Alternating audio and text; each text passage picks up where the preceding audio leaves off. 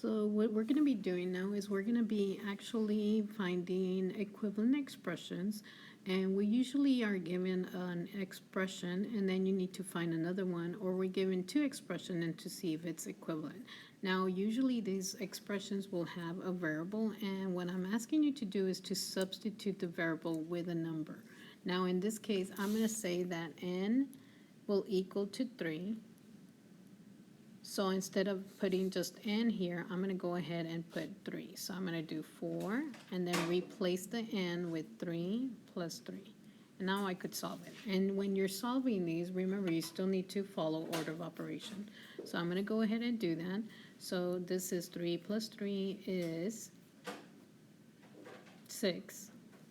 And 4 times 6, remember when you have a number next to parentheses, it means multiplication. So that's 24. So I'm looking for one of these expressions that has a value of 24. So I'm going to go ahead and solve the same thing. So again, I'm going to replace n with 3. So I'm going to go ahead and do 4 times 3 plus 12. So 4 times 3 is 12. 12 plus 12 gives you 24. So that could be a possible answer. So we're going to keep it going and make sure that none other ones are the same. So let's go ahead and try the next one. So the next one, again, I'm going to replace the 3. So 4 times 3. So when you have that 4, and then remember that's multiplication. So 4 times 3 is 12. Plus 3, well, that's going to give you 15. So I know that's not the answer. Then I'm going to do, again, I'm replacing n with 3. So 12 times 3, well, 12 times 3 is 36, so that's not my answer.